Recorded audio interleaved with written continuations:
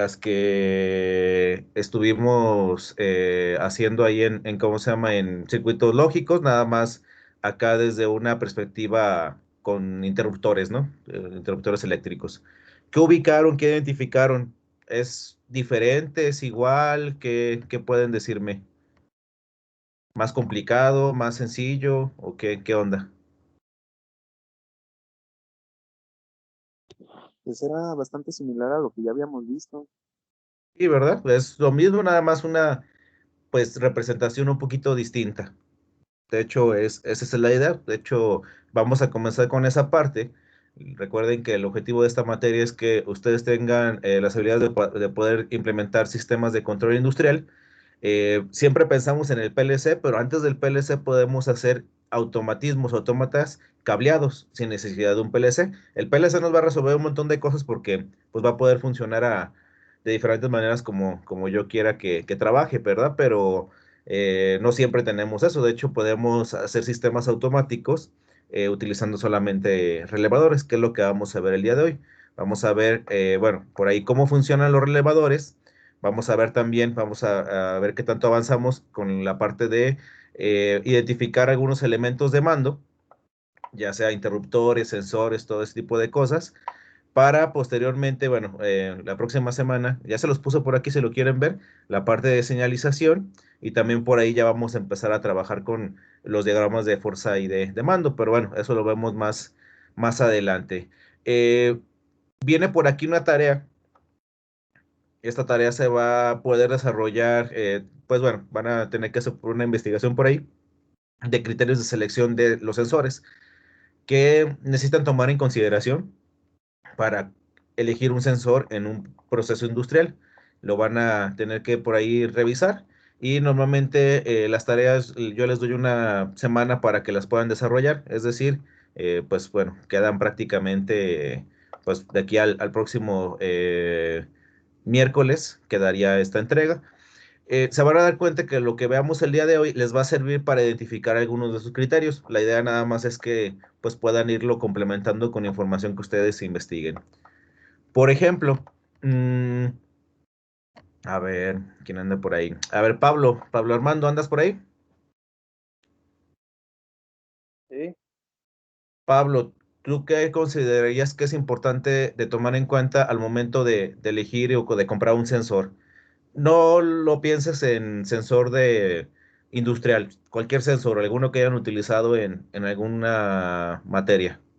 El rango de efectividad que tiene, Ajá, eh, eh, a veces como pues la marca, que sea confiable, ok, eh, depende de qué tipo de, de trabajo se está haciendo, a veces también los tamaños, los, los grados, qué tantos grados, eh, o sea, qué tantos grados puede, poder decir, pues sentir y así. ok. Fíjense, por ahí van algunos elementos muy importantes, nos comenta Pablo. Sí, efectivamente, los rangos de operación, digamos, si está diseñado para trabajar, no sé, a ciertas características, bueno, ciertas condiciones ambientales como tal, no sé, de temperatura, o por ejemplo, bueno, nos vamos a dar cuenta con sensores de presencia que van a poder trabajar con distancias largas o distancias cortas. Bueno, por ahí la principal característica que tienen los sensores industriales es que son muy robustos. Van a funcionar básicamente siempre y cuando ya no funcionen es porque realmente algo pasó catastrófico y bueno, eso lo vamos a ver por ahí. Son muy confiables, el detalle es que son muy caros. Entonces, por ahí lo vamos a ver. ¿Qué otra cosa se les ocurre? ¿Qué otro elemento tienen que tomar en consideración al seleccionar ¿cómo se llama? Un sensor? ¿Qué se les ocurre?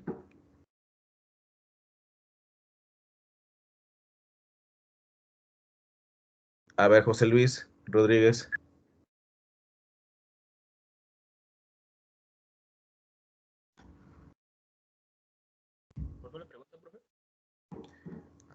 Te escucho muy bajito, José Luis.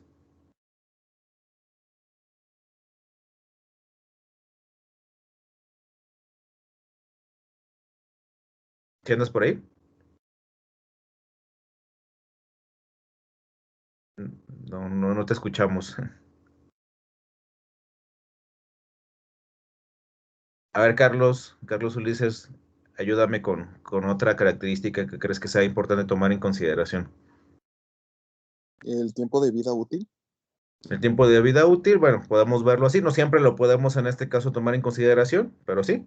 ¿Qué pensarían con respecto a la alimentación, al tipo de alimentación que va a tener, si va a trabajar con señales o con valores digitales o cómo se llama, o valores analógicos, también lo podemos ver. Todo eso, de hecho, lo vamos a platicar en el tema de elementos de mando. De hecho, va a haber por ahí bastante información referente a estos sensores y simplemente lo que ustedes tienen que hacer es puntualizarla muy bien y en este caso estructurarla con lo que yo les doy y también con lo que ustedes puedan investigar. Y bueno, esta tarea queda para la próxima semana. No sé si tengan alguna pregunta, alguna duda. Bueno, dice por aquí José Luis que tiene broncas con el micrófono. No te apures ahorita, José Luis, ahorita te vuelvo a preguntar algo. ¿Algo que quieran añadir? ¿Todo bien? Sí, todo bien.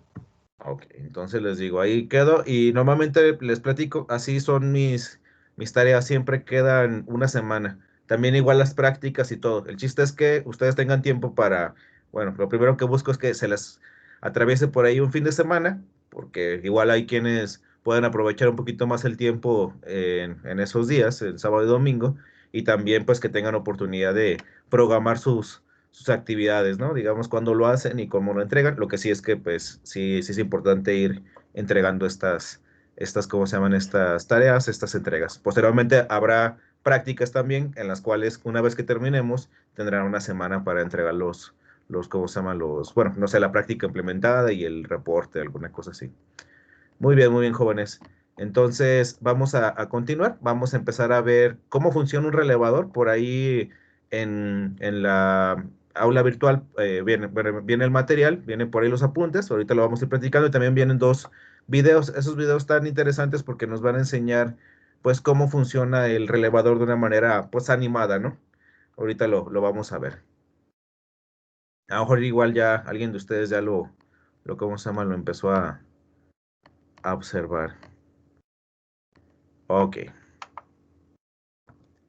A ver, Andrés Salas, ¿me ayudas a leer esta diapositiva, porfa? Sí. Relé o relevador. El elemento básico de un automatismo cableado es el relé o, en su versión industrial, el contactor. El relé es un elemento electromagnético. La palabra se deriva del francés relais, que se puede traducir como relevador. Puede definirse como el componente que, al recibir una determinada excitación eléctrica, actúa de intermedio para alimentar o controlar un determinado aparato o circuito eléctrico. Ok, Andrés, muchas gracias. Efectivamente, aquí de hecho, en términos prácticos, no va a haber mucha diferencia entre un relevador y un contactor. La diferencia radica en a lo mejor los niveles de potencia que puede trabajar uno con respecto a otro, pero realmente la operación de esos dispositivos y su funcionamiento y pues bueno, hasta en cierta parte hasta su construcción es muy similar. La diferencia puede ser en, pues, por ejemplo, no sé, en que hay contactores que tienen ya, bueno, en este caso terminales o bornes ya de potencia, otros que se pueden trabajar como de mando, y bueno, los relevadores comunes y corrientes, pues simplemente a lo mejor van a servirme para puras señales de control. Lo importante es que quiero que observen que estos switches me van a permitir activar o desactivar ciertos procesos. Ojo, de hecho ahorita lo vamos a ver en uno de los videos. Esos switches, esas activaciones prácticamente están separadas, podemos decirlo así, de bueno, las señales de control o esta parte de este circuito me pueden habilitar o deshabilitar ciertas partes de un circuito, pero ahora sí que de manera práctica está separada la fase o la parte de potencia de la parte en este caso, de mando.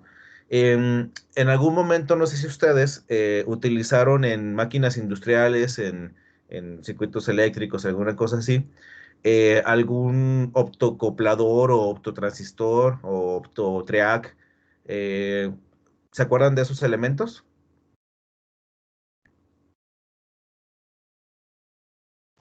Yo creo nada más viendo fotos porque del nombre no me acuerdo. ¿No se acuerdan? Ok. A ver, por ejemplo, ustedes necesitaban con el poderoso Arduino, que vieron ahí ¿cómo se llama? En sistemas de embebidos, iban a controlar un motor.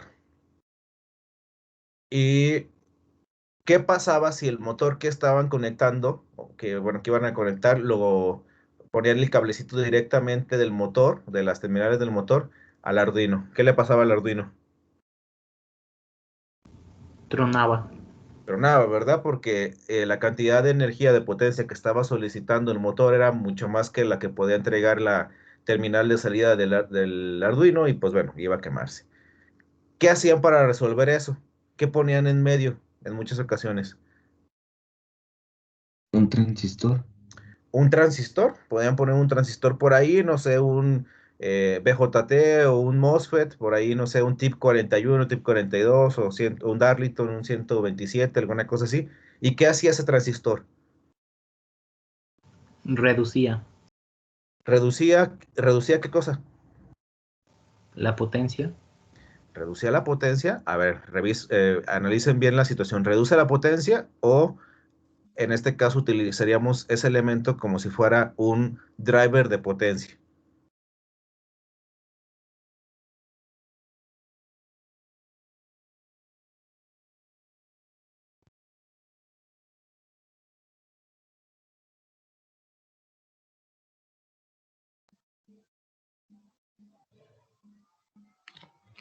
A ver, Pues piénsenle, servía piénsenle.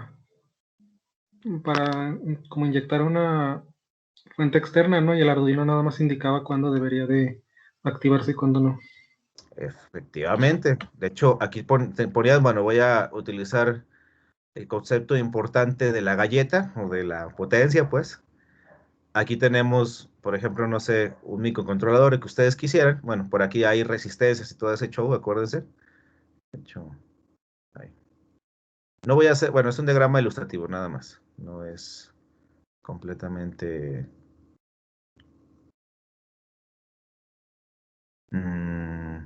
funcional. Por aquí tienen otra resistencia. ¿Qué pasaba? Fíjense, ustedes mandaban una señal de control, una señal de 5 volts de baja potencia, por aquí. Con esa señal, el 0, el 1, lo que sea, en este caso, bueno, si utilizaban, por ejemplo, un BJT, estaban, en este caso, pues, excitando la base de este transistor. ¿Y qué pasaba? Bueno, dependiendo de la combinación de la resistencia que ustedes conectaran, este transistor iba a trabajar en forma de switch, de un, ¿cómo se llama? De un saturación o corte. Cuando hubiera corriente eléctrica por aquí, lo que iba a hacer es que de esta parte a esta parte se iba a cerrar como mi circuito.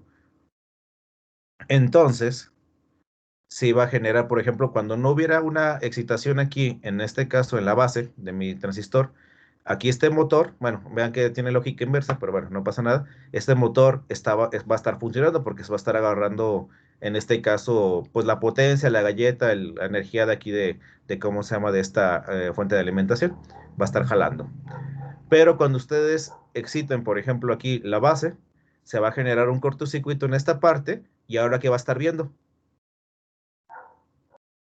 Vean, se conecta, se hace un cortocircuito, se hace un cablecito y ¿qué está viendo ahora el motor aquí?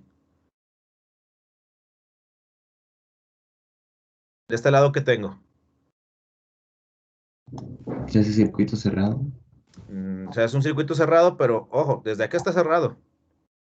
Vean, por aquí, por ejemplo, bueno, les digo, tiene lógica inversa esto, lo podemos trabajar de otra manera, pero bueno, aquí si se dan cuenta, cuando yo hago que ese transistor empiece a funcionar en este caso como switch, se cierra este circuito y vean que este punto y este punto va conectado directamente a tierra, entonces el motor se pararía. ¿Por qué? Porque tengo tierra aquí y tengo tierra acá. En cambio, cuando no está en este caso excitado ¿cómo se llama? Mi transistor, ¿qué va a suceder? Voy a estar viendo, en este caso, voltaje, el valor aquí de la galleta o de la potencia que tenemos por aquí y va a estar funcionando. Lo que quiero que observen es que aquí el transistor me está sirviendo como driver para poder controlar otro proceso. no estoy mezclando en este caso una etapa digital con una etapa de potencia. Y van a decir, bueno, ¿y eso para qué nos sirve revisarlo en esta materia? Ah, porque resulta que realmente nuestras señales de control, nuestras señales de activación, pueden ser en este caso señales que vengan de algún sensor o de algún elemento así, y que nuestro elevador sea el elemento que va a estar separando la parte digital o la parte, en este caso, de control con respecto a la parte de potencia. De hecho, hay unos elementos que, bueno, van a verse por ahí. Se le llaman ¿cómo se llaman? Los optoacopladores. De hecho, se utilizan muchísimo ¿cómo se llama? En electrónica de potencia. Bueno, vamos a pensar que pueda ser así. Bueno,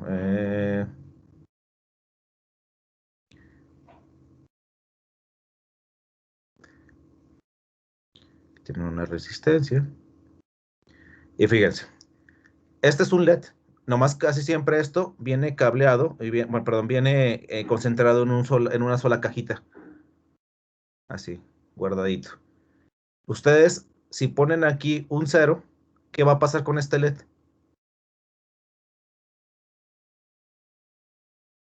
¿Qué necesitamos para que el LED prenda? Que se cierre el circuito. Que se cierre el circuito. En la parte de arriba que tengo, voltaje. En la Voltaje. parte de abajo, pues a lo mejor igual en un principio puedo tener una desconexión o puedo tener un 1. Entonces, tengo 5 volts aquí, 5 volts aquí. No se está en este caso polarizando mi diodo del LED, entonces no está mandando nada. Y por ejemplo, aquí estaría funcionando mi motorcillo. Pero si por ejemplo yo le mando un 0, esta señal, este 0, que sería en este caso como en una tierra, haría que este LED empezara a emitir luz. ¿Y qué va a hacer? Va a saturar la base y va a hacer que este switch se cierre, otra vez este resistor, y deje de funcionar el motor. Es decir, sigue trabajando con la lógica inversa, pero lo que quiero que observen es que físicamente esta parte y esta parte están unidas. Yo les pregunto, aquí tengo una señal No. de control que me va a estar habilitando, deshabilitando el motor. Acá tengo todo mi circuito del motor, pero yo les pregunto, ¿esta parte y esta parte físicamente están unidas? No. No. De hecho, por eso se les llama optocopladores, o por eso, bueno, tenemos este tipo de elementos. ¿Por qué? Porque si se fijan, la etapa de control y la etapa de potencia las tenemos separadas. ¿Y esto qué ventaja me da? Que, pues bueno, no, como dicen, no queme mis circuitos o sea un circuito de protección. Véanlo aquí. Vean, bien sencillo, toda la parte digital la tengo separada y toda la parte de potencia la tengo separada. Van a decir, ¿y esto por qué no lo platica? Porque los relevadores lo vamos a ver de forma similar. Vamos a tener elementos de control y elementos de potencia. Por ejemplo, no sé, ahorita lo vemos más adelante. Miren, ahí está. Por ejemplo, aquí. Veanlo de esta manera. Eh, esta señal, este switch, este interruptor que está aquí, puede ser un interruptor de 24 volts de corriente directa y va a estar controlando el prendido de un motor trifásico de 440 volts. Entonces vean el detalle, digamos, esa señal puede ser una señal que venga, a lo mejor alguien va a decir, oiga, pero 24 volts es mucho, pero sigue siendo corriente directa, no hay bronca. La parte digital, la parte, en este caso de mando, está completamente separada de la parte de potencia. Si se dan cuenta, aquí tengo mis 3 líneas del trifásico y con eso estoy haciendo funcionar un motor, pues choncho. Esto es algo que nos va a permitir hacer los relevadores. ¿Sí queda claro? Sí. ¿Cuál es la ventaja o desventaja? Pues bueno, no sé si alguna vez ustedes utilizaron estos relevadores en algún proyecto. Bueno, hay unas versiones muy bonitas, muy chiquitas. Luego de repente las usamos déjenme se los pongo por aquí, en, no sé, sobre todo con los motores.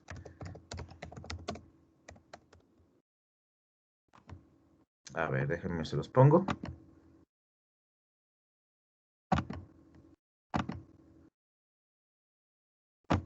voy a poner la pantalla completa de estos.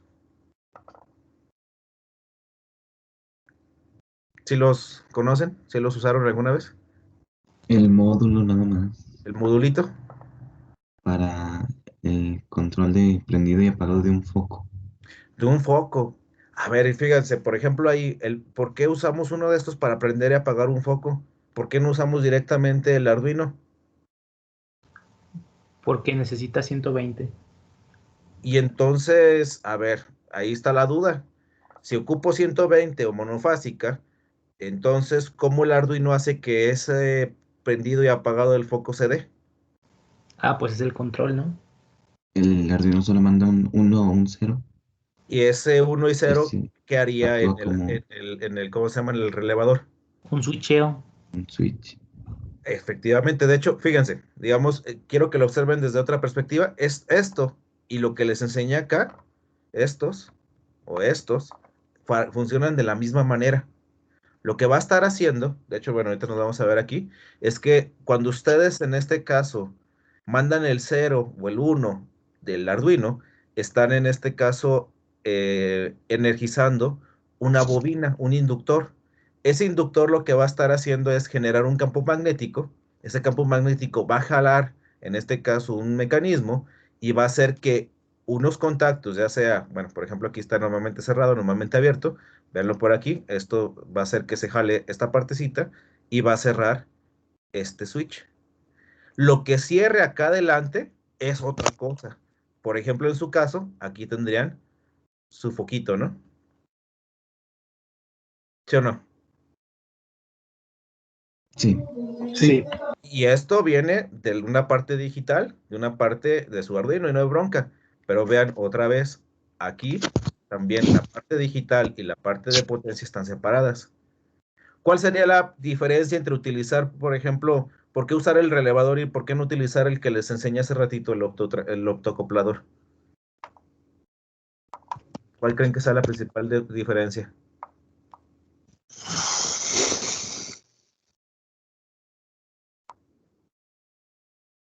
¿Por qué no siempre usar relevadores? Por el voltaje de control. Por el voltaje de control. ¿Cuál crees que aguante más? ¿Cómo se llama? ¿El relevador o el optocoplador? El relevador. El relevador va a haber de muchas características eléctricas, de muchos tipos, y bueno, vamos a encontrarnos algunos que sean buenos para, pues no sé, sistemas de potencia chonchos. Sí, muy bien. ¿Cuál creen que sea más rápido?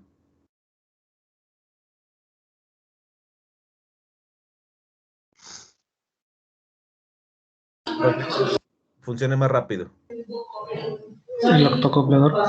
El optocoplador, efectivamente, de hecho va a trabajar de una forma más rápida. Y bueno, una bronca que tienen los relevadores es que, de hecho, ustedes cuando los ponen a trabajar, hasta se escucha, ¿no? Se escucha ¿cómo se llama? Que se mueve. Pues básicamente es un mecanismo, bueno, ahora sí que es un elemento mecánico y por lo tanto, pues bueno, no va a funcionar de forma rápida y también puede generar en este caso, bueno, posteriormente no precisamente una falla, sino más bien por la apertura y cierre de este switch, es probable que después de ciertas veces que lo haga, se descomponga.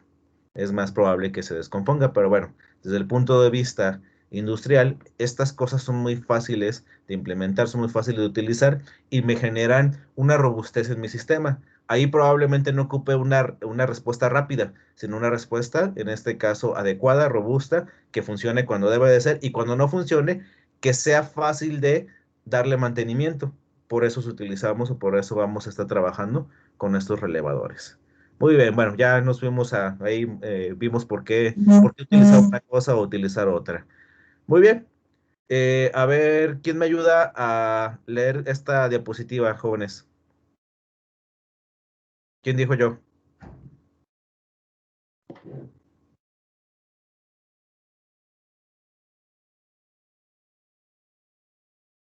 Pues yo creo mejor usted diga, profe. Yo digo. Ok, bueno. A ver, Marcos, ¿andas por ahí? Azuara. Marcos Azuara, Sí, profe. ¿me echas la mano con la lectura de esta diapositiva, por favor? Sí. Un relé se compone básicamente de una bobina, un conjunto magnético y contactos. Al recibir voltaje, la bobina esta hace bascular el conjunto magnético consiguiendo que los contactos cambien de posición, es decir, los contactos que estaban abiertos se cierren y los que estaban cerrados se abran. Ok, muchas gracias, Marcos. Efectivamente, vamos a tener algunos elementos importantes del relevador y pues, básicamente lo que hace es lo que les expliqué hace un momento, ¿no?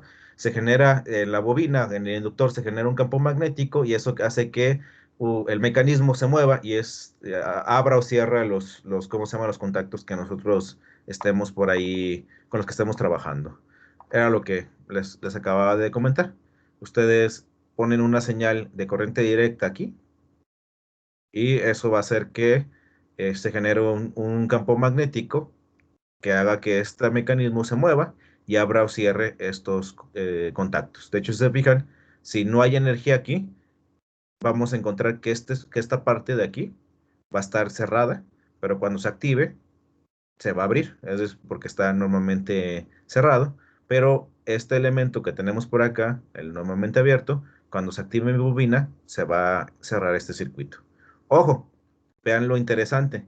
Bueno, vamos a encontrarnos que hay relevadores que pueden funcionar con diferentes niveles de voltaje y también de si son de corriente directa o corriente alterna, pero quiero que observen que aquí pueden tener algo de DC, y acá como me dieron su ejemplo, pueden tener algo de AC y no pasa nada.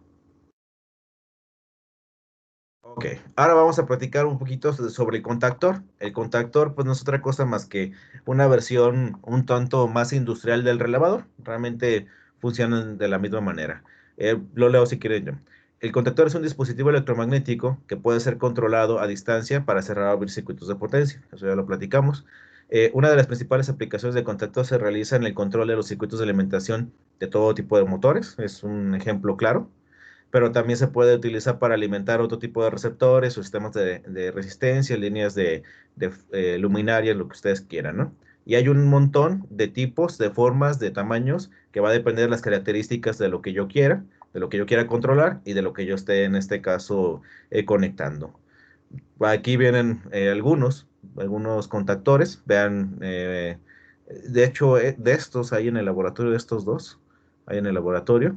Cada uno de estos que están por aquí son sus terminales, ya van a ser sus switches y también ¿cómo se llaman? Sus bobinas.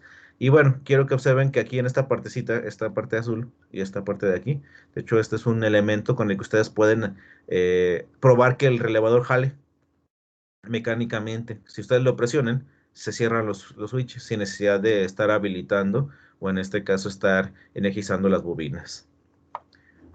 Como habíamos platicado, les digo, tienen las mismas partes que un relevador. Va a tener el inductor o la bobina, la parte del circuito magnético y los contactos eléctricos. Otra vez quiero que observen, ustedes cuando llegan y le ponen energía a este interruptor, bueno, cierran este switch, lo que van a hacer es que van a inducir un campo magnético en la bobina y quiero que observen que lo que va a estar haciendo es que todos estos mecanismos los va a jalar para este lado.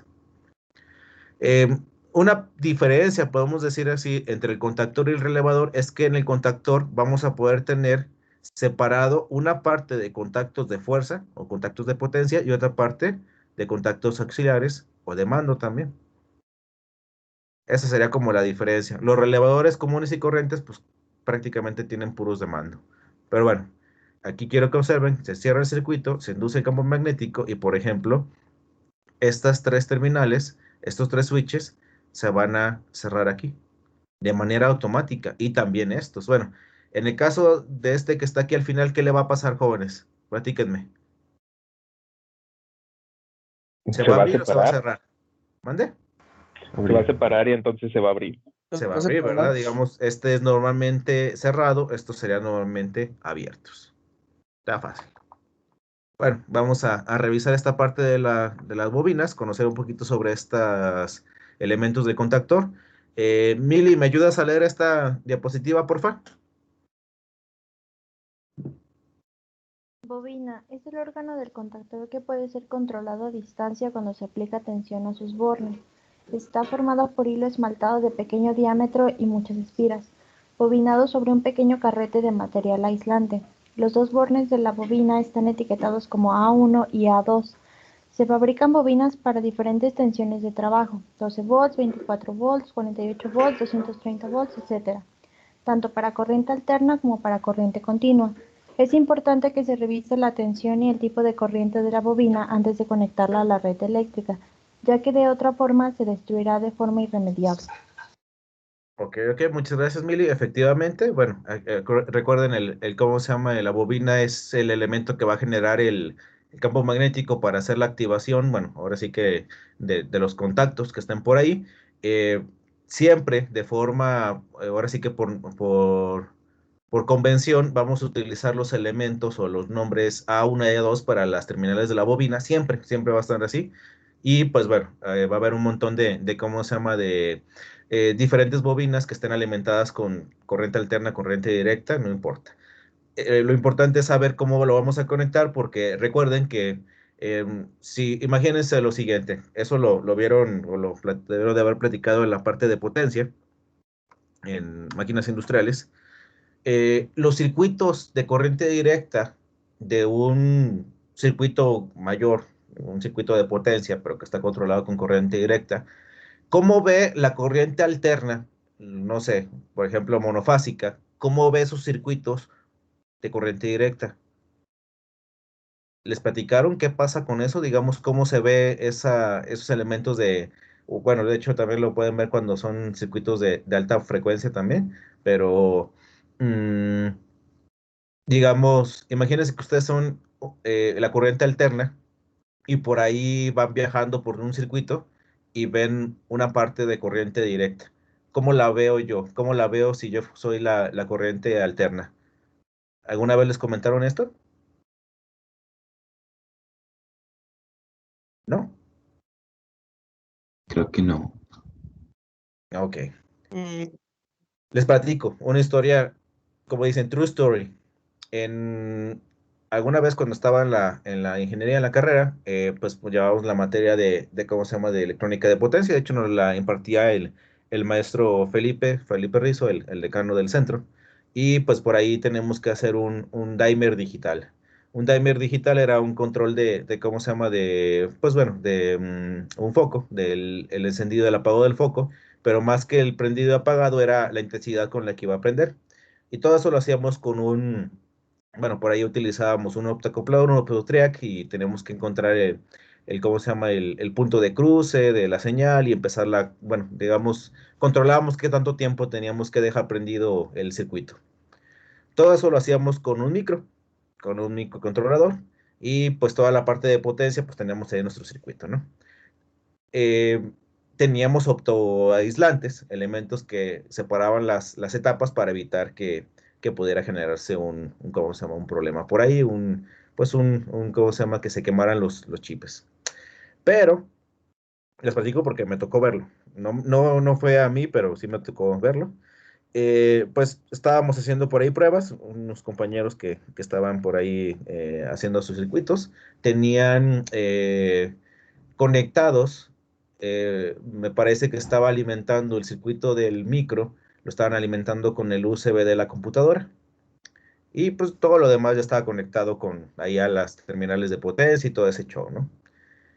En algún momento hicieron algún ajuste y lo hicieron sin desconectar los circuitos, sin apagarlos. Y se generó por ahí un corto.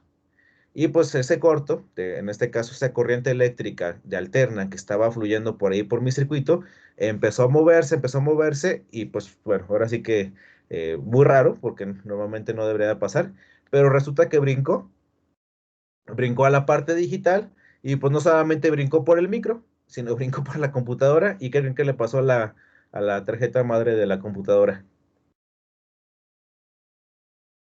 Valió chetos. F. Valió chetos en ese momento, me tocó verlo. ¿Y por qué sucedió? Dices, bueno, ¿por qué este ejemplo?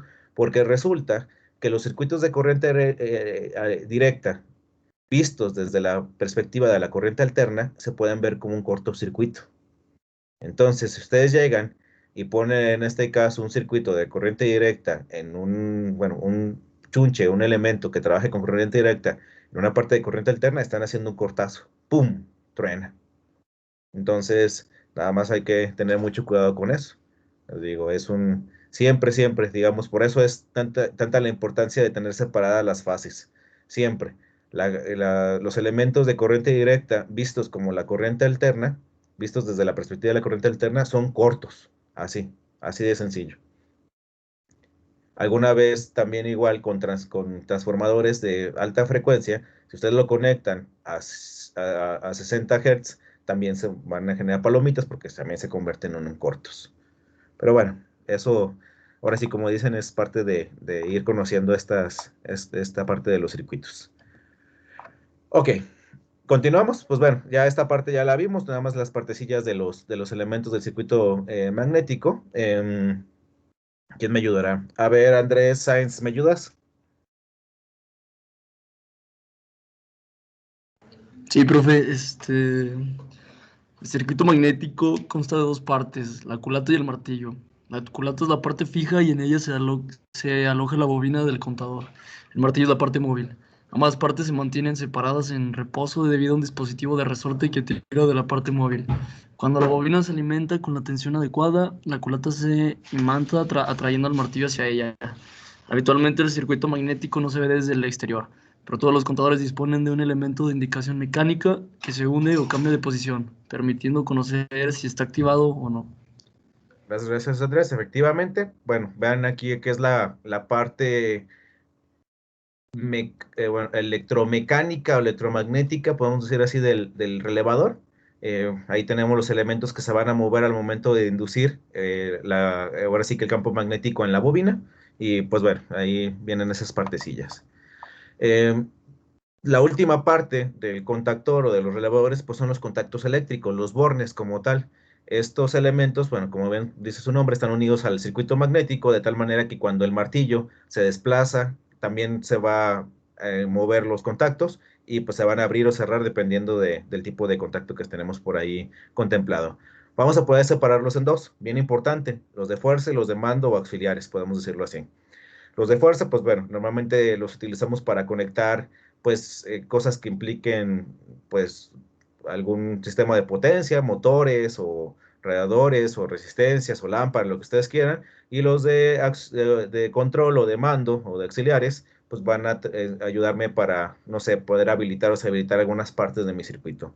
Bien importante que empecemos a identificar la nomenclatura de esas partes, de esos contactos.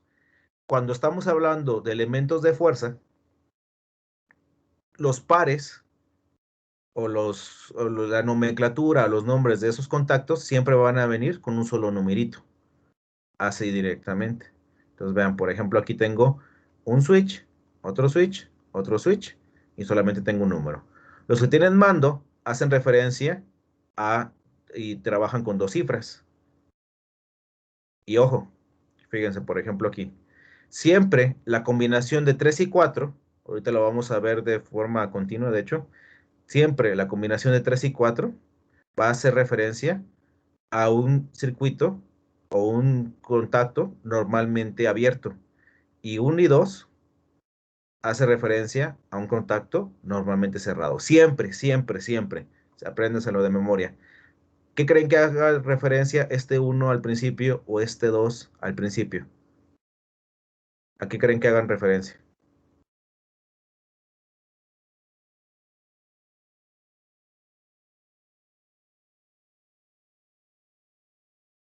Este numerito que está aquí, el segundo es si es normalmente abierto o normalmente cerrado. Pero este primer dígito, ¿qué creen que me está indicando? ¿Qué se les ocurre? Lo de A1 y A2. No, lo de A1 y 2 está separado. Fíjense, aquí lo volvemos a ver. Esto es como los contactos de mi relevador. Véanlo aquí. Aquí se ve. Aquí está A1, A2. Aquí está todo el sistema con el martillo, el resorte y todo ese show. Aquí llega alguien y activa el switch. Se cierra.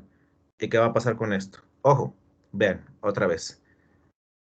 Los pares de contactos que tienen solamente un dígito están haciendo referencia a contactos de fuerza. Los elementos o los contactos que tienen dos numeritos están haciendo referencia a la parte de mando o auxiliar. Si yo hablo o estoy marcando un switch que tiene un 3 y un 4 como dígitos por ahí, estoy hablando de un circuito que está normalmente abierto. Y el 1 y el 2 hace referencia a normalmente cerrado. El 1 que está antes o el 2 que está antes me está marcando el número del contacto que voy a trabajar. Si se fijan, este sería como el switch 1 y este sería como el switch 2 de mando. ¿Sí lo visualizan? Sí. Si se fijan, por eso no cambia. Aquí dicen switch 1, 3, 4. Me está indicando que es un switch. El switch 1 de mi contactor, que es normalmente abierto. Y acá, por ejemplo, tenemos el switch 2 de mi contactor de mando, que es en este caso normalmente cerrado. Y estos de acá son de potencia. Esta nomenclatura la vamos a ver repetida en cualquier dispositivo, en cualquier elemento que me implique un interruptor. Ya sea un interruptor mecánico, algún sensor, lo que ustedes quieran. Siempre lo vamos a ver por ahí. Entonces es importante que nos lo tomemos en consideración y nos lo vayamos aprendiendo. ¿Hasta aquí alguna duda? ¿Alguna pregunta? No. Bueno, véanlo por aquí. Bueno, esto. Lo que les decía, yo llego con este interruptor, que es un interruptor de un polo, un tiro. Llego, activo esta parte, energizo la bobina que está conectada entre las terminales A1 y A2, y lo que voy a hacer, bueno, esta parte les digo, no, por ejemplo, no sé, lo que va a suceder es que va a jalar esto, cierra el circuito aquí, cierra el circuito aquí, cierra el circuito aquí, y el motor empieza a jalar. Por ejemplo, alguien podrá decir, ¿y para qué utilizar estos switches de control o de cómo se llama auxiliares? Vamos pensando que, por ejemplo, esto lo vamos a conectar a un piloto o una lamparita roja, por ejemplo. Y esta que está acá, la voy a conectar ahí, a una lamparita verde. Y van a decir, bueno, ¿y eso por qué? ¿Qué pasa si yo no he activado bueno, aquí también igual me falta una parte del circuito, pero bueno, nada más es ilustrativo. ¿Qué pasa si yo no he activado, en este caso, mi interruptor? No lo he activado. ¿Qué pasa con esta lamparita roja? ¿Está prendida o está apagada?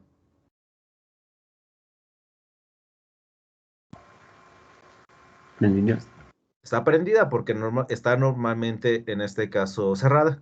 Aquí, pues bueno, tendría que buscar la manera aquí de ponerle la fuente y todo ese show, pero bueno, estos contactos me estarían cerrando mi circuito. Al momento de activar mi switch, recuerden, todo esto se jala para acá, el motor, bueno, las terminales del motor trifásico se conectan y este elemento, que sería en este caso un contacto de mando, se cierra. Entonces este foquito se apaga y este foquito verde se prende. Podemos pensar por qué utilizar esto en una simple aplicación, ¿no?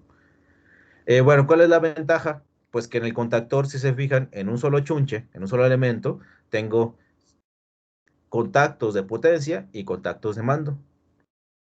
Entonces me puedo ahorrar unos circuitillos, ¿no? Podemos pensarlo así. ¿Son baratos? No, no son baratos. De hecho, son carillos. Los que son un poquito más baratos son estos. Los relevadores de zócalo se le llama así. O de base. ¿Hasta aquí alguna pregunta?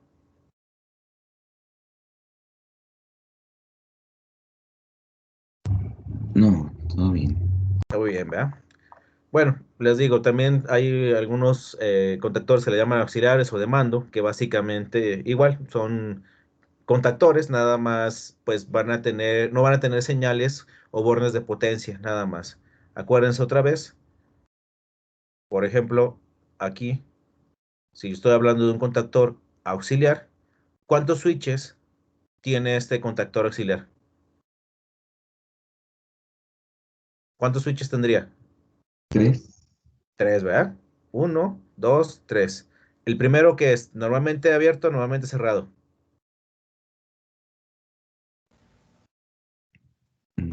Abierto. Abierto. ¿Por qué es abierto? Porque dice NO. Porque dice No, 3 y no. 4. Dice N1.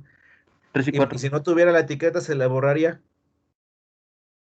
Imagínense que alguien llega y borra esto. O no alcanzan a ver. ¿Cómo dijimos? Porque en el segundo número es 3 y 4. Exacto, porque el segundo número es 3, 4. Siempre que tengan una relación 3, 4 es normalmente abierto. Este que está aquí es normalmente abierto o normalmente cerrado.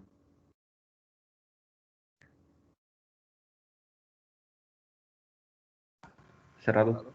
Cerrado, ¿verdad? Cerrado. Porque tiene 1, 2. Y este que está aquí es normalmente abierto o normalmente cerrado. Cerrado. Cerrado. Ok. Ojo, bien importante. Su señal de control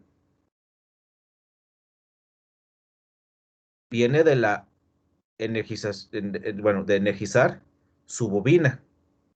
Lo que ustedes conecten aquí pueden ser 3 lámparas diferentes, 3 motores diferentes, lo que ustedes quieran, no importa, están separados de esta perspectiva. Ojo, pero los 3 switches se activan con la misma señal de control. ¿Sale?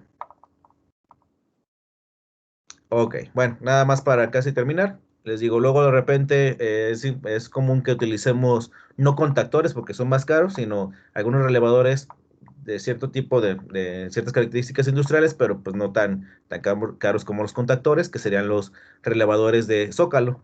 Se les llama así o de base porque, de hecho, hagan de cuenta que esta chiva se conecta aquí. Y entonces, pues bueno, sus conexiones y todo eso lo hacen ustedes aquí en estos bornes, en estas terminales. Hacen ahí las conexiones, normalmente son pues con algún tornillo. Y pues bueno, ustedes ponchan sus cables, los meten por aquí y ya hacen la conexión. Se descompone o pasa algo, no tienen que cambiar la base. De hecho, nada más compran en este caso, la parte de arriba del contactor y lo cambian. De hecho, normalmente este puntito, pueden hacer una activación manual de circuito por si funciona, ¿no? De hecho, son transparentes para que puedan ver si está jalando o no. En muchas ocasiones tiene hasta un foquito que les marca qué es lo que está haciendo. De estos tenemos en el laboratorio, sí. De hecho, tenemos de todos estos, cualquiera de estos. Nada más para que no se nos olvide, en un relevador, un contactor, para identificar los elementos, recuerden, A1, A2 hace referencia a la bobina, de hecho en algunas ocasiones lo van a encontrar así. Los contactos de fuerza se representan, recuerden, con una combinación con pares de valores numéricos de un solo dígito. Y los contactos normalmente abiertos, recuérdense que es una relación 3-4, y los normalmente cerrados es 1-2. Si tiene otro numerito por aquí, está haciendo referencia al número de contacto que están trabajando. Y todo esto, ojo, todo esto se identifica con una señal K. Si tengo, por ejemplo, no sé, K1, K2, K3, significa que tengo 3 contactores diferentes. Pero, por ejemplo, yo puedo hablar de K1, por ejemplo, no sé, decir M1, que está haciendo referencia, no sé, lo vamos a ver más adelante, a la bobina que está controlando un motor, por ejemplo. Pero también dentro de este mismo contactor tengo los contactos auxiliares 3, 4 y todo eso. Digamos, todo esto está en el mismo chunche, en la misma cajita. ¿Sale? ¿Alguna pregunta, algún comentario? ¿Todo bien? Todo bien. Ok. Bueno, se los puse de tal manera que esté muy fácil de entender. Y bueno, nada más importante, por aquí les puse unos videos, están muy sencillos, están ¿cómo se llama? Muy sencillos. Déjenme, me acuerdo cuál es el más fácil de revisar. Nada más por si lo quieren ver animado, ¿verdad? Déjenme que cargue esa chiva. Lo pueden ver con más calma en su casa. Déjenme ver, aquí está. Esta parte me gusta porque habla de lo que ustedes hicieron. De hecho, si se fijan, tienen su foquito, tienen una batería de alta potencia, lo que les decía. Si se dan cuenta, aquí tengo un circuito casi cerrado. ¿Cuándo se va a cerrar? Cuando se induzca, en este caso, el campo magnético en la bobina. Vean, por aquí pongo, dice el dibujito, una batería de baja potencia. Esa batería puede venir pues de un Arduino, de un circuito de control, pues. Cuando se conecta, vean, se induce el campo magnético, se mueve esta parte del martillo y se cierra mi switch. Ahí.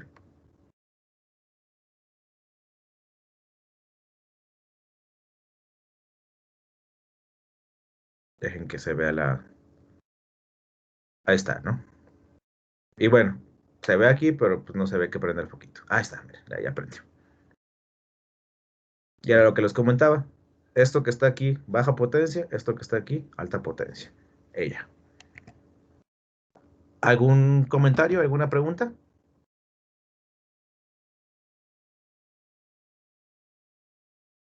¿Todo bien?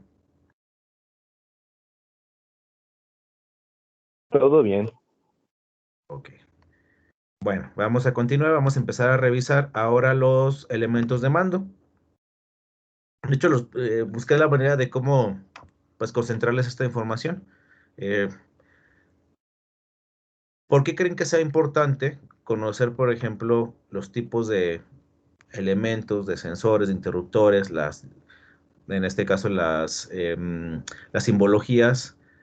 ¿Por qué creen que estamos revisándolos ahorita? ¿Por qué no estamos haciendo circuitos? De hecho, sí vamos a hacer, pero ¿por qué ahorita todavía no llegamos a eso? Okay. Porque después los vamos a implementar. Pues después lo vamos a implementar, sí. Y bueno, por ejemplo, aquí lo que les comentaba, yo tengo ese circuito en un esquema separado de fuerza y de mando. Ya identificamos ciertas cosas. Ven, por aquí ya tengo ¿cómo se llama? Mi bobina. Tengo por aquí, no sé, vean algo bien interesante aquí. Ahí. Acá. Estos son mis contactos de potencia de mi contactor. Acá tengo mi bobina. Vean que aquí no estoy trabajando con contactos de auxiliares, pero, por ejemplo, aquí yo veo un switch. Este 3-4, ¿qué me está indicando, chavos? ¿Qué me indica? Que es normalmente abierto. Que es normalmente abierto, pero esta partecita de aquí como que no sé qué sea, ¿no? Bueno, lo normal es que me está indicando que es un interruptor, que es un switch, y esta partecita que está aquí me está diciendo qué tipo de accionamiento tiene.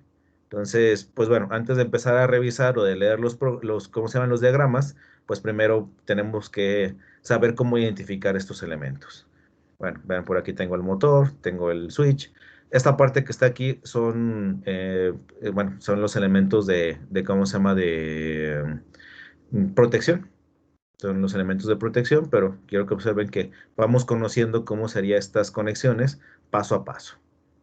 Estas son ya diagramas ya ¿cómo se llama? Más completos. De hecho, antes de llegar a esto sí lo vamos a trabajar, pero antes de llegar a esto vamos a empezar a trabajar de esta forma. De hecho, esto lo vamos a poder implementar en FluidSim para ir haciendo el diseño de automatismos, pues ahora sí que cableados. Ya después nos vamos a pasar otra vez a estos esquemas. Y si todo sale bien, de estos esquemas nos vamos a pasar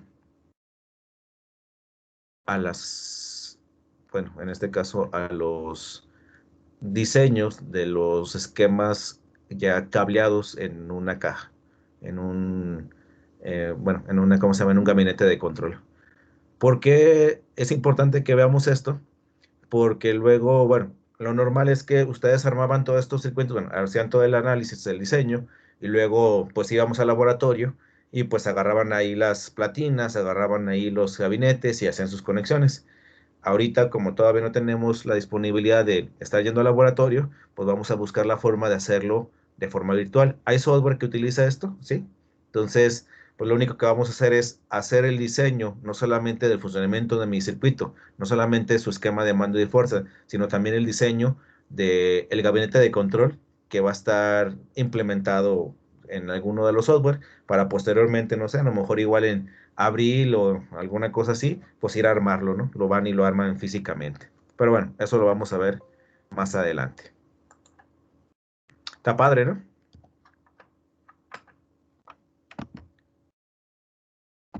Sí, se ve interesante.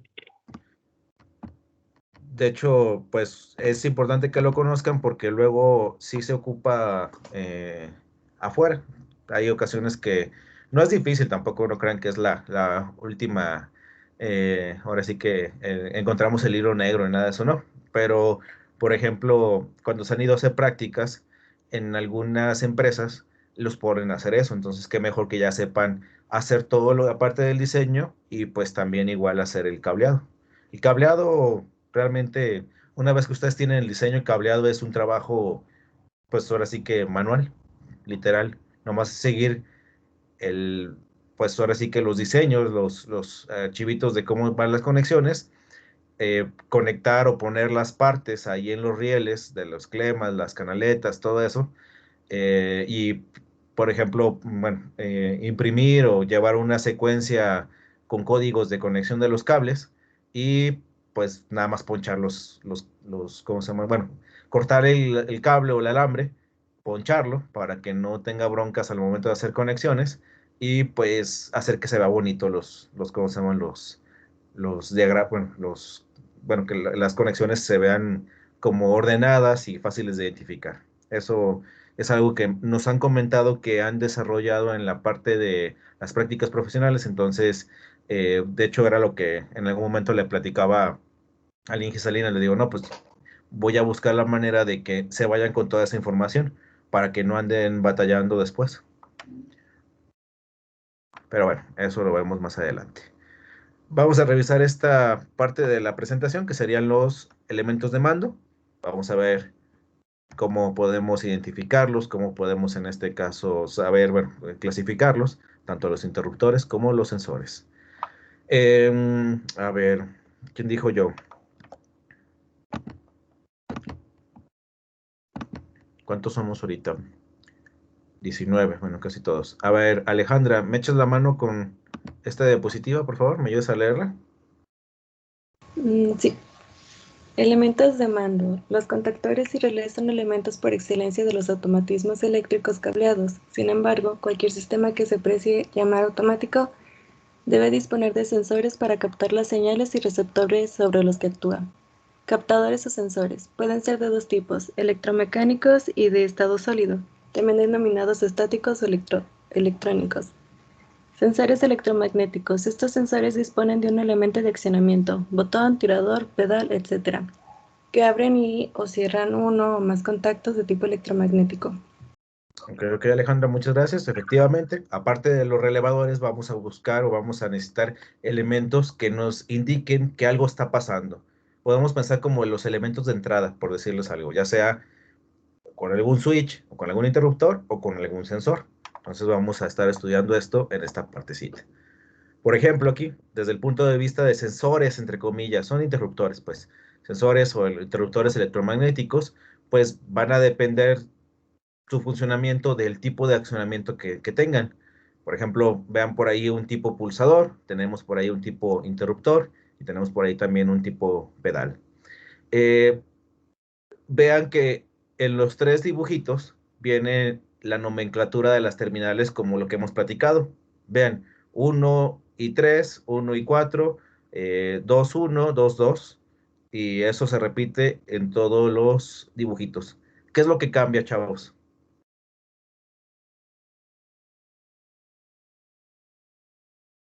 ¿Qué cambia?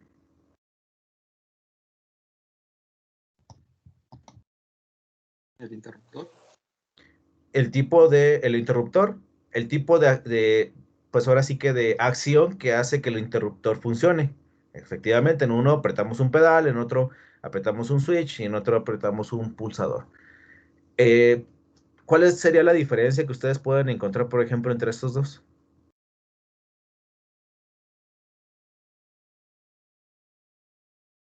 El tipo de accionamiento. Pero ambos son, pues, mover un mecanismo, ¿no? Ajá. Pero ¿qué pasa con este? Que Si uno llego se y mantiene presiono, y el otro. ándenles, muy bien. Uno se mantiene y otro no. Efectivamente, de hecho, el interruptor o los elementos de este tipo se enclavan o se mantienen cerrados de manera automática, de manera, pues ahora sí que ya por el mismo mecanismo. Y los de acá, los pulsadores, los botones, pues, no pasa eso. Al momento que ustedes dejan de hacer la señal de activación, cuando ustedes dejan de apretar, pues se abre el circuito otra vez o se cierra el circuito, dependiendo de cómo lo vean. De hecho, por eso podemos separarlo. Lo normal es que en algunos sistemas vamos a estar trabajando con este tipo de elementos, con pulsadores. Entonces, algo común es buscar la manera de cómo hacer los enclaves, pero ya a través de, pues, ahora sí que algún elemento eléctrico o con algún elemento programado. De hecho, es algo común que se haga en la parte de cómo se llama de estos tipos de sistemas. El enclavar se le llama así. Ya enclavaste la bobina, ya enclavaste el botón. En este caso, un verbo que vamos a utilizar bastante. ¿Hasta aquí vamos bien? ¿Sí? Sí. Ok, bueno, ¿cómo se representa? Pues va a cambiar en este caso el tipo de accionamiento. Vean el pulsador, el interruptor, la parte del pedal, pero realmente la parte de los contactos sigue siendo la misma. Lo que cambia es cómo activamos esos switches. Así de sencillo. No solamente eso puede cambiar, también puede cambiar, y fíjense, eso de hecho pasa. Cuando ustedes compran estos elementos, ustedes pueden comprar diferentes como cabezales. La base sigue siendo la misma, lo que va a cambiar es el elemento de activación. Si por ejemplo es por llave, o en este caso es un switch de paro de emergencia, se mantiene cerrado, pero tienen que girarlo. Este es un pulsador, o por ejemplo, no sé, el interruptor de esta forma o de la otra. Lo que quiero que observen es que la parte de atrás, la parte del switch, la parte del socket, pues no cambia. Lo que cambia es el activador. Son caros, sí, son caros. A lo mejor dicen, pero pues es como un push button.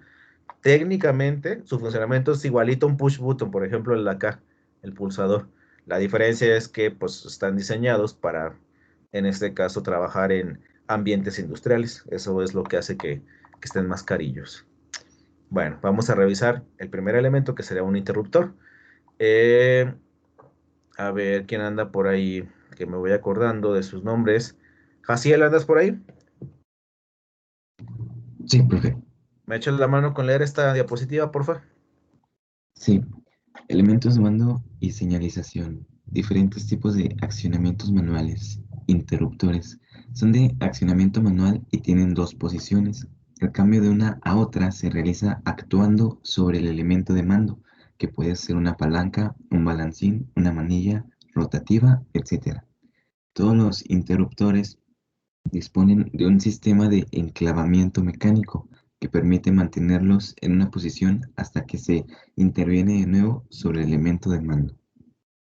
Ok, muchas gracias, Jaciel. Efectivamente, lo que comentábamos, ¿no? Muevo la palanca, la perilla y estoy cerrando, activando un circuito, ¿no?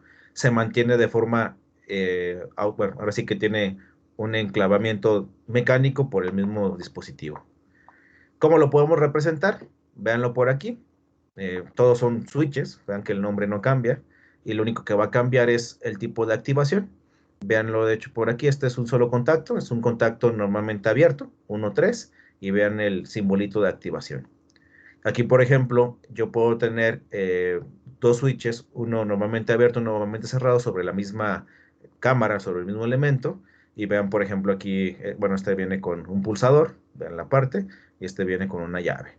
Realmente, si se fijan, el funcionamiento es lo mismo, lo único que cambia es la señal de activación que va a tener por aquí. ¿Alguna pregunta con esto?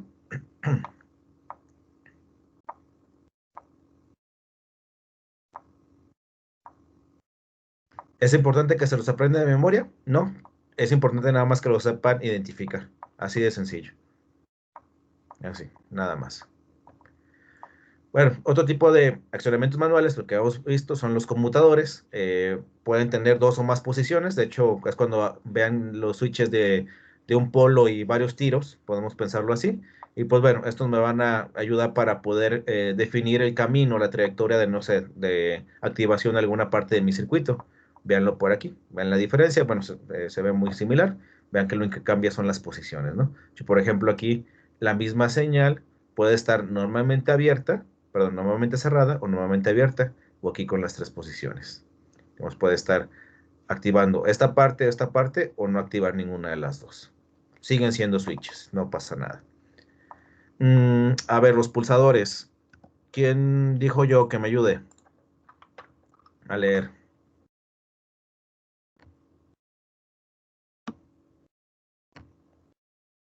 Juan Pablo, ¿andas por ahí? Sí, profe, aquí ando.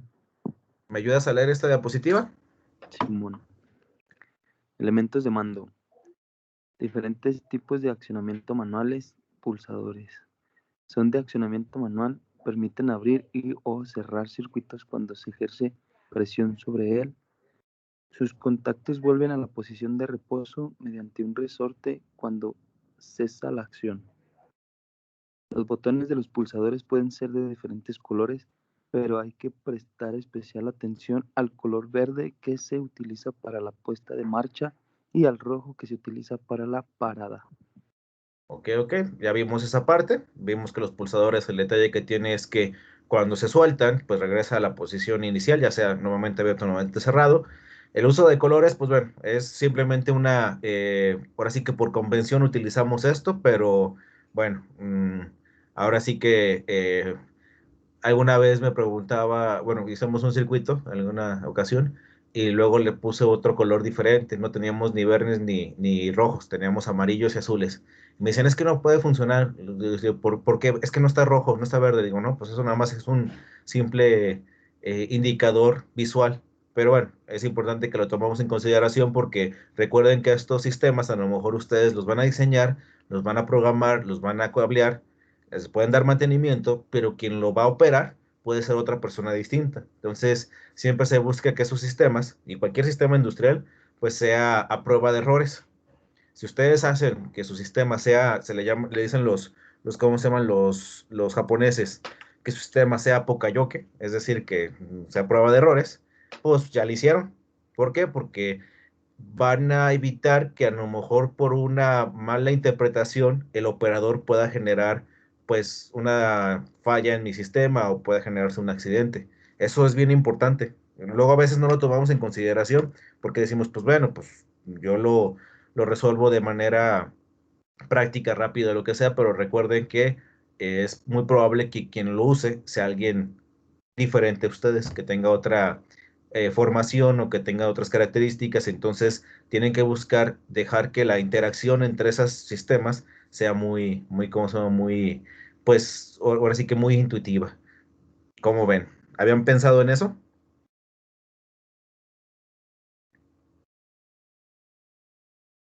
Díganme un ejemplo de un sistema Poka-yoke.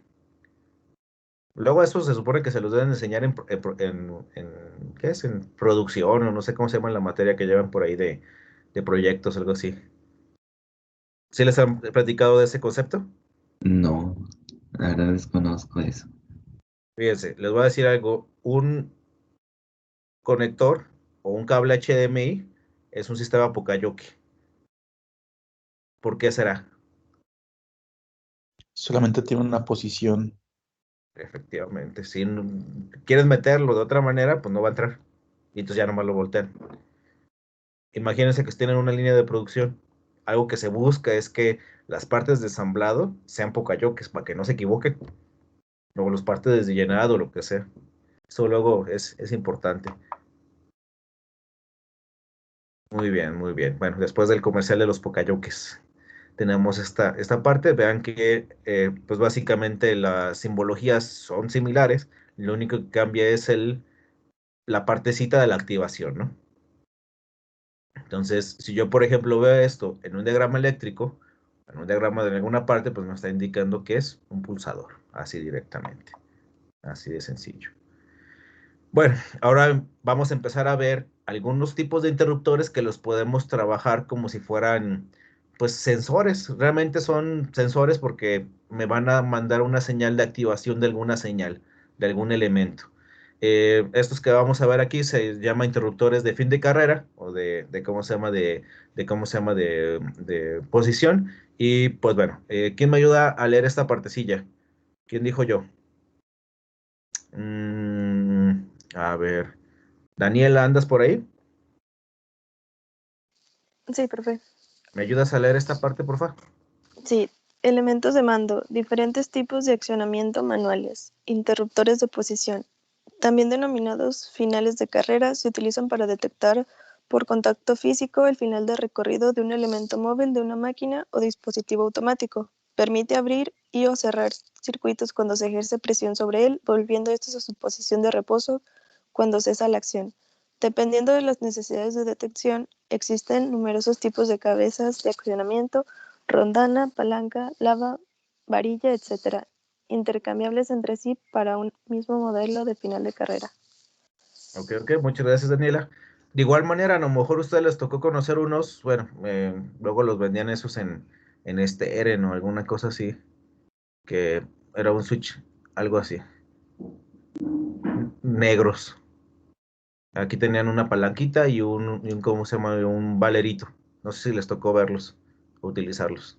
Sí, Hagan de cuenta que esto y esto es lo mismo, nada más la diferencia pues es el costo y pues ahora sí que la robustez con la que pueden trabajar.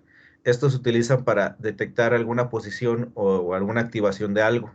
Digamos, aquí lo interesante es que el cuerpo, de hecho déjense los enseño, puede ser igual. Estos, bueno, son sensores, bueno, son sensores de final de carrera super nice, son igualitos. Lo único que va a cambiar es la forma como se va a activar el movimiento, la posición del, ¿cómo se llama? Del valerito, o si va a ser por botón, o si es por una varillita, o lo que ustedes quieran, pero en realidad sigue siendo lo mismo. Estos, ¿para qué se pueden utilizar? Fíjense, por ejemplo, vamos a suponer que yo tengo un sistema, yo quiero tener un sistema que abra y cierra, en este caso, una ventana. La ventana o el accionamiento de la ventana lo hago con un motorcito que va jalando, en este caso, la posición. ¿Cómo saber que ese motorcito tiene que estar funcionando? Bueno, por ejemplo, lo que puedo ver es que yo, por ejemplo, puedo tener aquí dos sensores. Yo tengo mi motor. Vamos a pensar que es un motor de DC.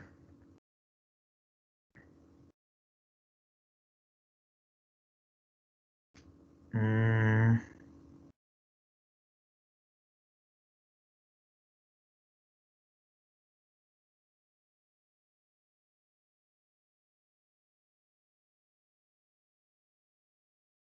bueno, lo voy a poner así. Fíjense. Por ejemplo, esa ventana puede abrirse automáticamente en función de una señal que le mande un sensor de temperatura. Dice, si el sensor de temperatura, en este caso, está arriba de un umbral que ustedes le definan, no sé, vamos a suponer que sean 25 grados. Si ese sensor de temperatura les dice que está más alto de 25 grados, pues que el sistemita pueda empezar a abrir. ¿Qué va a suceder aquí? Fíjense, ¿qué va a suceder? Yo, por ejemplo, puedo hacer que, bueno, el sensor me manda la señal, si cierra este circuito, empieza a trabajar este motorcillo. ¿Hasta cuándo va a trabajar? Acá tengo el sensor, que es una posición y está una varillita. Va a empezarse a abrir. ¿Hasta qué punto? hasta que accione el interruptor. Este interruptor, ¿verdad? Digamos, lo va a activar y ¿qué va a hacer? Se va a abrir este circuito y el motor, pues bueno, lo va a dejar hasta este punto. Ojo, esto nada más es para ejemplificar cómo lo podrán utilizar. La bronca de este ejemplo, que está muy sencillo, es, ¿tengo manera de regresarlo con este simple diagramita? No tengo forma, ¿verdad? Tendría que buscar o ver otra manera. De hecho, por ahí es una combinación de switches para poderlo regresar por acá. Y bueno, también el hecho de utilizar estos sensores, por ejemplo, de temperatura, ¿se acuerdan el concepto de histéresis? ¿Lo vieron con Liz, supongo?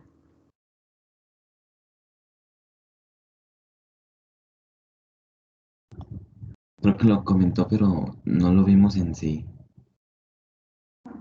Fíjense, por ejemplo, ¿qué pasaría si yo tengo ese sistemita? Bueno, eso lo pueden controlar, lo pueden programar.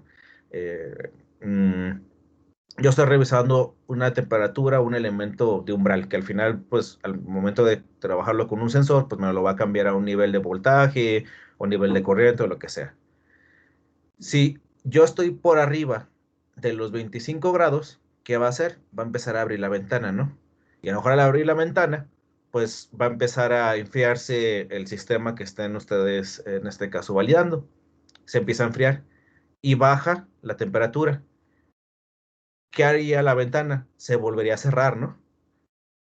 Pero se cierra y luego de ratito se vuelve a subir porque vuelve a generarse el calor. Entonces va a estar en este caso como oscilando, como switchando. Lo que se hace es que el concepto de estéresis, lo que viene por ahí es que es como un umbral de funcionamiento, digamos, no van a trabajar normalmente sobre 25, sino lo van a dejar pasar poquito más o poquito menos para que no esté abriéndose y cerrándose el sistema, el circuito de manera, pues ahora sí que, pues un tanto burda, ¿no? Eso es de una forma muy práctica el concepto de estéresis. Nada más, ahorita para que se acordaran un poquito de eso. ¿Sí queda más o menos claro? Sí. Digamos, pues les digo, imagínense, yo cierro la ventana o abro la ventana, se enfría y pues baja de 25 volts a 24.9, perdón, 25 grados a 24.9 grados, pues se va a volver a cerrar. Pero luego va a volver a abrir y cerrar, eso no es conveniente. Entonces se utiliza ahí el control por histéresis. Bueno, ¿cómo se pueden representar? De igual manera, vean aquí el simbolito, son switches, lo único que cambia es este triangulito que me está indicando que es un switch de posición o de fin de carrera. ¿Sale? ¿Alguna pregunta, alguna duda, algún comentario? ¿Se utilizan? Sí, se utilizan un montón, muchísimo. Por ejemplo, es normal que yo pueda tener un sistema neumático con un cilindro que haga, bueno, ustedes avientan aire con una señal de control, hacen que se active el cilindro y por ejemplo aquí pueden tener uno de estos switches. Y con este switch hacer la retro sin necesidad de programar nada para que ¿cómo se llama? Que este pistón vuelva a su posición inicial. Por ejemplo, con un pistón o con un cilindro ¿cómo se llama? De doble posición. Se activa, no sé, a lo mejor aquí avienta algo, pero también activa esta posición y entonces hace que regrese el aire y se vuelva a retraer de manera automática. Esa es la parte interesante bueno, de estos circuitos que no, les digo, no ocupamos para poder automatizar, siempre pensamos en el PLC y en muchas ocasiones no lo ocupamos.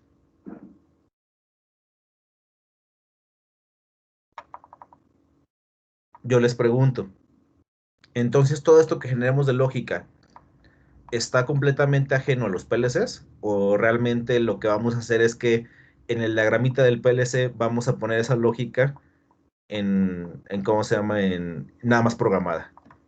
¿Qué, qué me podrán decir con respecto a esto?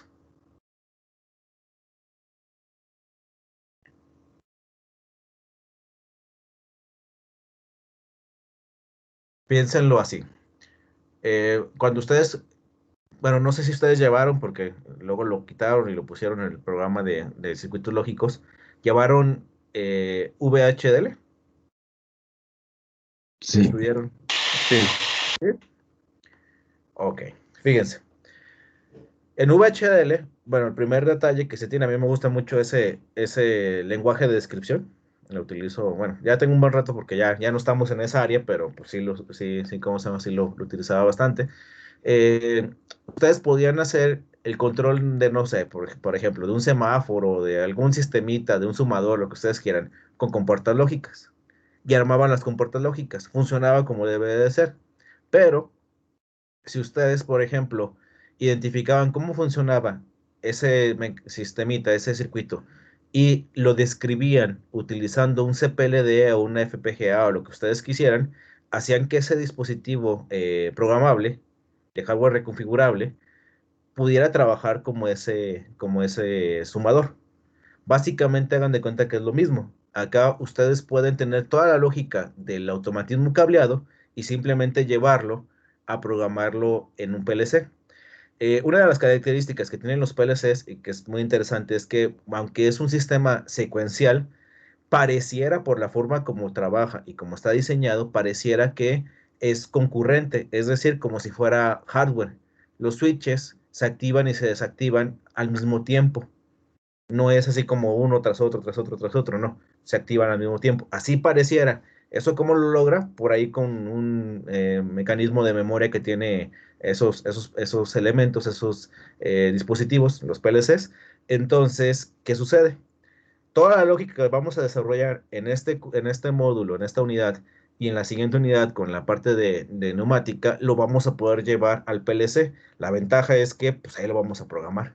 Y está, digamos, si me equivoco, la equivocación de un calambrado, pues significa pues casi que desarmar y volver a armar. En cambio, la equivocación en un PLC, pues nomás es borrar una línea o borrar una partecita de un circuito. Es la ventaja, ¿no?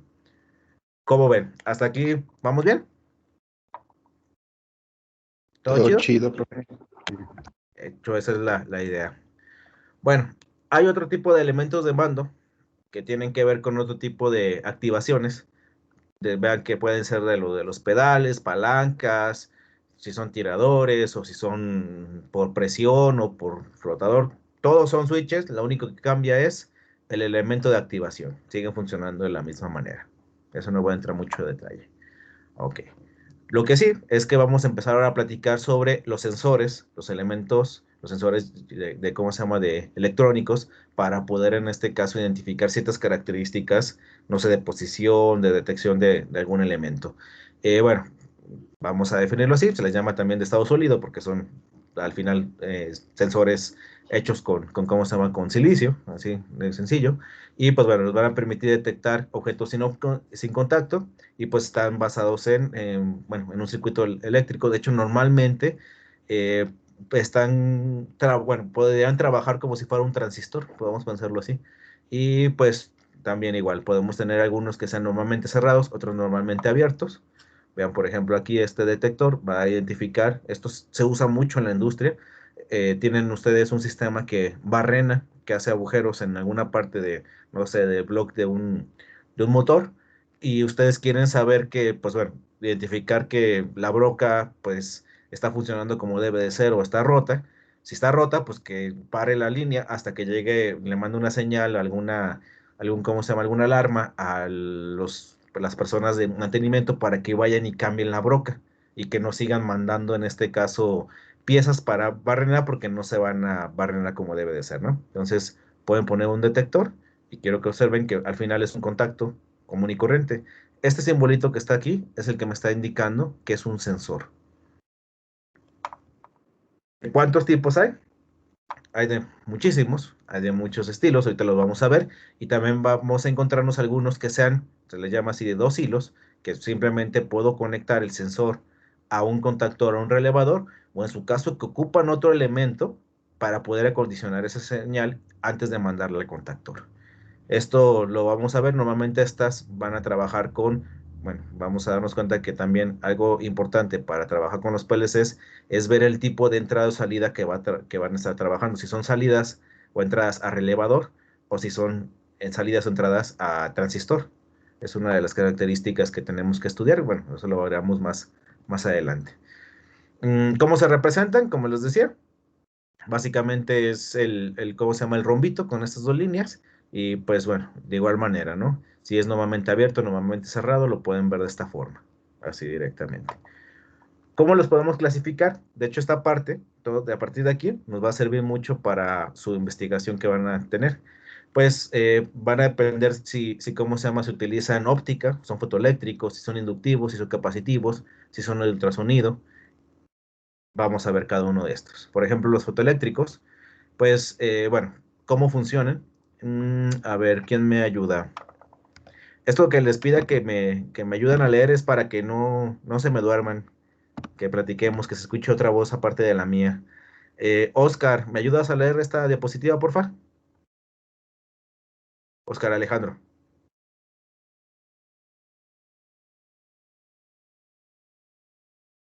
¿Sí andas por ahí?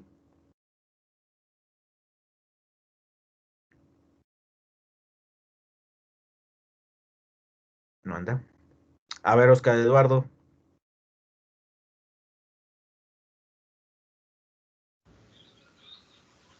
Sí, profe. échame la mano con esta lectura. Captadores o sensores de estado sólido estáticos, fotoeléctricos. La barrera luminosa se establece entre una célula emisora y otra receptora. Pueden estar alojadas en una misma base o en bases separadas. Así, los detectores fotoeléctricos se clasifican en los siguientes tipos. De barrera, el emisor y el receptor se encuentran en diferentes contenedores y es necesario alinearlos con precisión. Se utilizan para grandes distancias desde 60 metros. Reflex, el emisor y el receptor se encuentran alojados en el mismo contenedor, el cual es necesario alinear con un espejo reflector. Se utilizan para distancias medias, hasta 15 metros. De proximidad, su funcionamiento es similar a los tipos reflex, no siendo necesario el espejo reflector. El propio objeto a detectar es el encargado de reflejar el haz luminoso. Se utilizan para cortas distancias de entre 1 y 10 centímetros. Ok, Oscar, muchas gracias. Efectivamente, bueno, podemos clasificarlos en esos tres tipos de sensores. Nosotros hemos utilizado, o es muy probable que hayamos utilizado estos sensores en algunos proyectos, por ejemplo, con los optotransistores o los optodiodos, por ahí los sensores infrarrojos que luego de repente utilizamos, hagan de cuenta que son lo mismo, nada más aquí a nivel industrial. Quiero que observen por ahí la diferencia de los de barrera, los reflex y los de proximidad. Eh, Básicamente funcionan igual, lo que van a detectar es la presencia o no presencia de un elemento, así directamente, sin gran problema, utilizando óptica al final, ¿no? Optoelectrónica, por decírselos de esa manera. Cada uno, si se dan cuenta, tiene ciertas características de funcionamiento. Vemos que unos pueden funcionar a grandes distancias, otros a distancias más cortas, otros a simplemente casi que hay que estar pegado al objeto que va a estar identificando. Esto nos puede servir para, no sé, activar o desactivar alguna parte de un proceso, de una línea de producción, a partir de la presencia o no presencia de esas señales. Ojo, esas señales, si se dan cuenta, la presencia o no presencia, volvemos a trabajar o volvemos a tener en mente una señal binaria otra vez, no importando si son 24 volts, 12 volts, 5 volts, lo que sea, sigue siendo una señal binaria. Entonces, por eso les digo que lo único que estamos haciendo es ponerle, es como todo lo que ustedes vieron, lo que platicamos en cómo se llama, en circuitos lógicos, pero con galleta, ¿no? Con esteroides, pues así, pues a nivel eléctrico de un poquito más de potencia, pero la lógica sigue siendo la misma. ¿Hasta aquí alguna pregunta? ¿Alguna duda?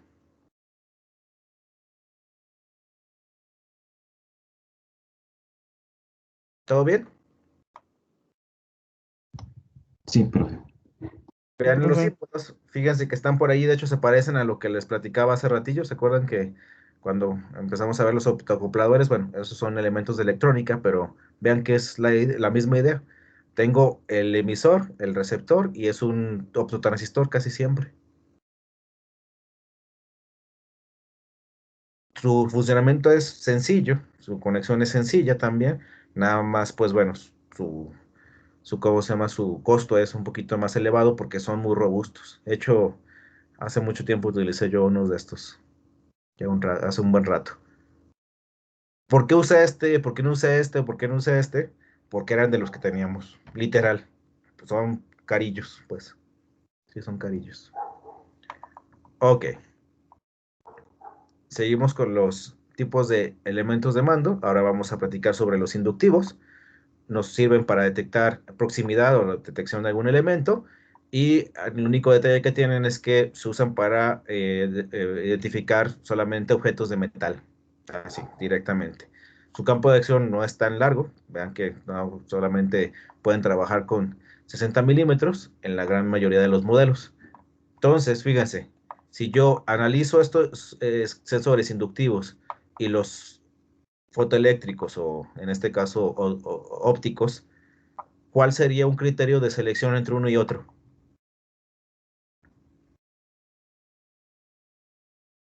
¿Cuál sería un criterio de decir, uso el inductivo, o uso el capacitivo, o uso ¿cómo se llama? El fotoeléctrico u óptico? ¿De qué dependería? Hasta ahorita, con lo que hemos estado estudiando.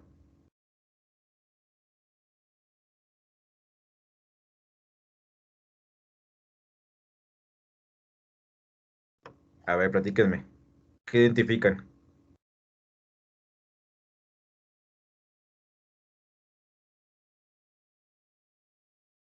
Luz, ¿qué identificas de una variación que podría darme una idea de cuál escoger? ¿Andas por ahí, Luz? Sí, profe, ¿cuál fue la pregunta? Perdón, es que estaba en el baño. Ok. ¿Cuál sería cómo se llama por ejemplo, ya aquí revisamos dos tipos de sensores hasta ahorita? Ujú. Los inductivos y los ópticos o fotoeléctricos.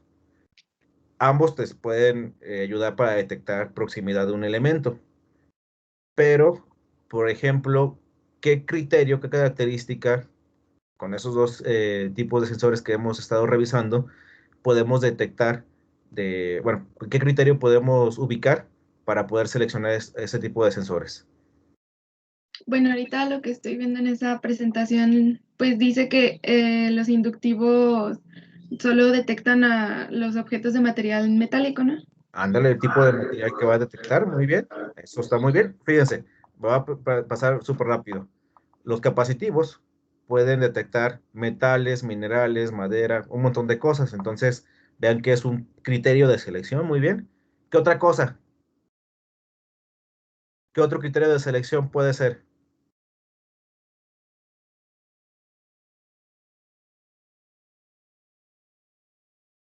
El rango de operación, El campo de... el campo de acción, el rango de operación. Estos vean que son muy, pues ahora sí que muy reducido. En la K, pues más o menos teníamos, pues ahora sí que de diferentes opciones, ¿no? Vean que hay desde metros hasta centímetros hasta milímetros. Vean otro criterio de selección. Depende para qué lo voy a necesitar, ¿no? ¿Hasta aquí vamos bien? ¿Sí queda claro esa idea?